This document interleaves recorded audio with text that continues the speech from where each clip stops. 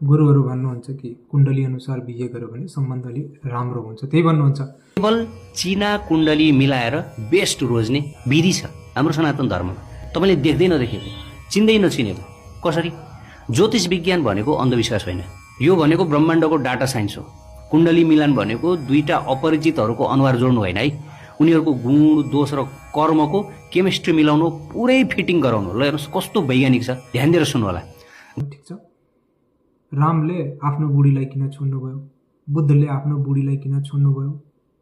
पाँच पाण्डवले आफ्नो बुढीलाई किन इज्जत लुटाउनलाई त्यहाँ बसालिदियो?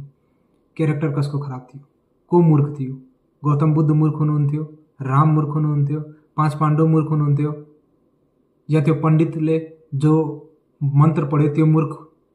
अथवा त्यो समाजका मान्छे जो यस्ता व्यक्तिहरूलाई मूर्ख बनाउनु भयो, त्यो समाज मूर्ख थियो? को मूर्ख थियो? कोही त मूर्ख छ, या त पण्डित मूर्ख, या त यो बुद्ध, राम, पाँच पाण्डवहरू मूर्ख हुनुहुन्थ्यो। को मूर्ख थियो? कोही त मूर्ख छ, जवाब कसले दिन्छ?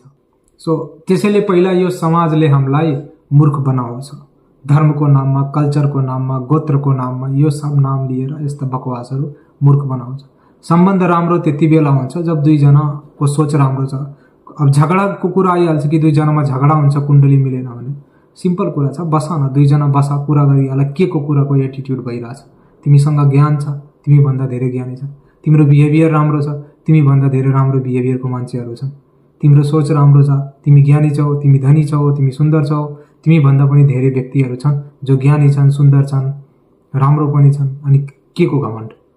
चुपचाप बसेर कुरा गर न दुईजना। अनि यो दुईजनाको बिचमा, हस्बेन्ड वाइफको बिचमा यो पण्डितको हो, गोत्रको हो, अनि यो कुण्डलीको हो, यस्ता बकवासहरू जबसम्म हुन्छ नि समाजमा, झगडा हुन्छ दुईजनाको बिचमा। दुईजनाको बिचमा कोही आउनु भएन। दुईजनाको बिचमा त्यति बेला कोही आउँछ जब दुईजनाको बिचमा प्रेम हुँदैन। दुईजनाको बिच प्रेम छ भने भगवान्लाई पनि साइडमा राख्नुपर्छ।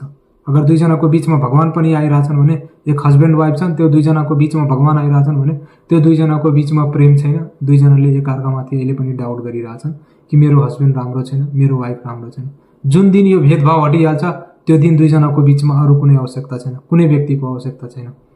अब समाजका मान्छेहरू, केटा होस् केटी हो, कोही कसैलाई माया गर्दैन। जहाँ माया हुन्छ त्यहाँ डाउट हुँदैन।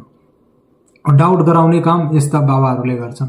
बाबुआमाले समाजले नै त्यस्तो डाउट क्रिएट गर्ने काम गर्छन्।